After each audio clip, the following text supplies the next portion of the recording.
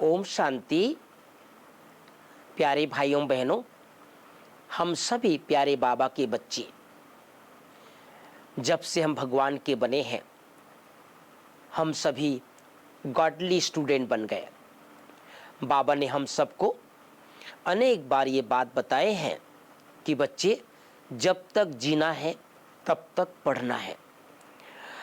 जैसे ब्रह्मा बाबा को भगवान की पढ़ाई से बहुत प्यार था।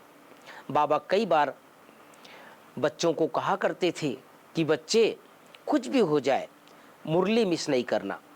अभी अभी कुछ दिन पहले बाबा की मुरली में आया था, अगर कोई बीमार है तो उसको खटिया सहित ले आओ। बाबा जब हिस्ट्री हॉल में बैठते थे तो बाबा सबसे पहले नज़र दौड़ाते थे, कौन बच्चा क्लास में नहीं आया है। तो बाबा पूछते थे, फलाने बच्चे कैसे नहीं आया। तो अगर सामने बैठे हुए दादियाँ या दीदियाँ बताती थी, बाबा आज वो बीमार है, तो कहते थे बाबा खटिया सहित ले आओ। कितना प्यार था भगवान को अपने बच्चों की पढ़ाई से, भगवान की पढ़ाई से। बाबा ने अंतिम दिन तक कभी पढ़ाई मिस नहीं की। हमारे जितने भी महारथी भाई बहनें, दीदियाँ दादियाँ हुए हैं, उन लोगों ने ईश्वरीय पढ़ाई को बहुत महत्व दिया है। इसलिए हम सबको जैसे शरीर का भोजन आवश्यक होता है, उसी तरह से आत्मा का भोजन भी बहुत आवश्यक है। और चूंकि वर्तमान काल में हम जी रहे हैं, जब चारों तरफ टेंशन है, लड़ाई झगड़ा है, सबके बुद्धि में अनेक बातें चल रही है, किसी का बुद्धि एकाग्र नहीं है। इन सब चीज़ों के लिए, इन सब चीज़ों से बचने के लिए हम सबको प्यारे बाबा के महावाक्यों को सुनना बहुत बहुत आवश्यक है। मुझे कहने में कोई हर्ज नहीं है कि वर्तमान समय, जब से कोरोना काल हुआ था, उसके बाद से कई ब्राह्मण बाबा के बच्चे क्लास में नहीं आ पाते हैं, टीवी में सुन लेते हैं, मोबाइल में सुन लेते हैं, व्हाट्सएप से पढ़ लेते हैं। वो सब तो ठीक है, लेकिन भगवान की पढ़ाई का महत्व सेंटर में आकर, क्लास में आकर, उसका बहुत महत्व है। हमने देखा अनेक माताएं, जो बुजुर्ग माताएं हैं, 60 साल 70 साल की माताएं हैं, कभी भी वो मुरली में जाना छोड़ते नहीं। मुझे एक छोटी सी घटना याद आ रही है, कैसे हमारे क्लास में जाने से भी कितनी बड़ी सेवा होती है।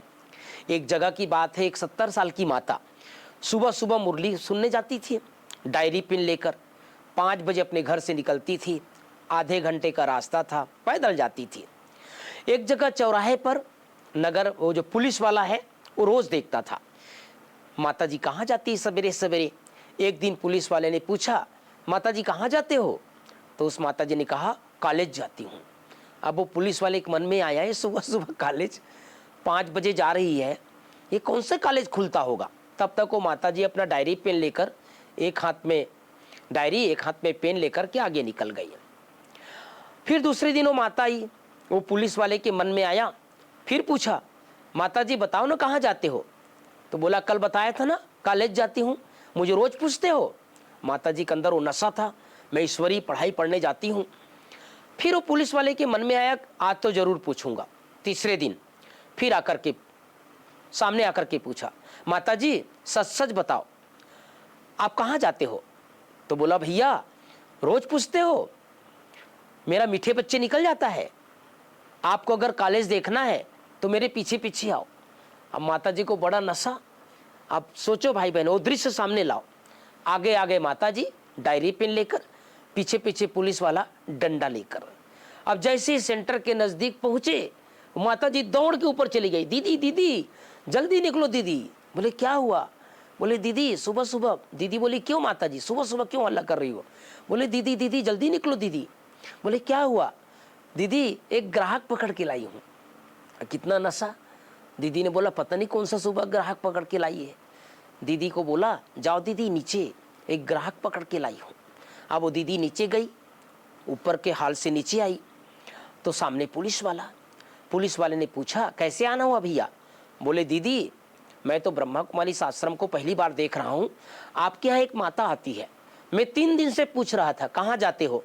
तो बोला मैं कॉलेज जाती हूँ, और बोला मेरा कॉलेज देखना है तो चलो। तो मैं कॉलेज देखने आया हूँ दीदी।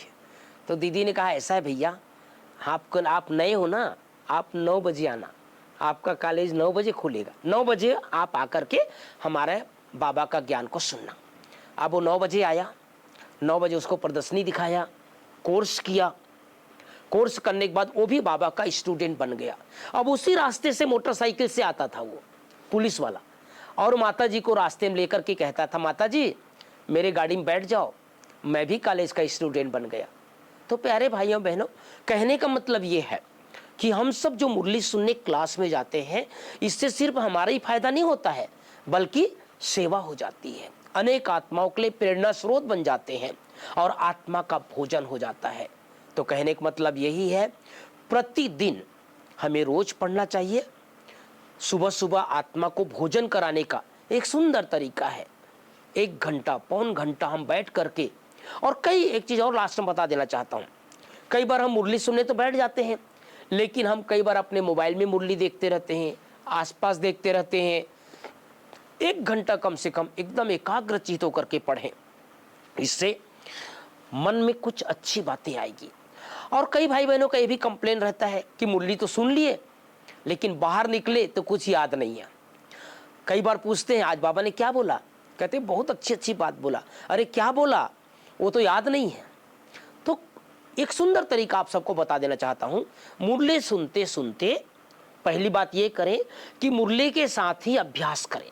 जैसे बाबा ने अगर परम धाम की बात बोला तो उसी समय परम धाम चले जाएं। बाबा ने सूक्ष्मतन की बात बोला तो सूक्ष्मतन चले जाएं। बाबा ने अगर स्वर्ग की बात बता रहे हैं तो स्वर्ग का जाके अनुभव करें। तो साथ साथ हमारा ज्ञान और योग दोनों हो जाएगा। और लास्ट में मुरली क्लास से निकलने से पहले 3-4 बातें अपने जीवन में पूरे दिन के लिए आज बाबा ने क्या बोला उसको अच्छी तरह से गांठ बांधकर अपने मानस पटल पर अंकित करके निकलेंगे तो सारा दिन वो मुरली की बातें याद रहेगी। तो वास्तव में हम सब बहुत बहुत भाग्यवान हैं जो संगम युग में भगवान हमें पढ़ा रहा है। ये पढ़ाई न सतयुग में मिलेगी, न त्रेता में मिलेगी, न द्वापर में मिलेगी, न कलयुग में मिलेगी। केवल एक बार संगम युग में स्वयं भगवान हमारा शिक्षक बनकर हम सब स्टूडेंट को गॉडली स्टूडेंट बना दिए। तो प्रतिदिन पढ़ना है, रोज पढ़ना है, नियमित पढ़ना है। ओम शांति।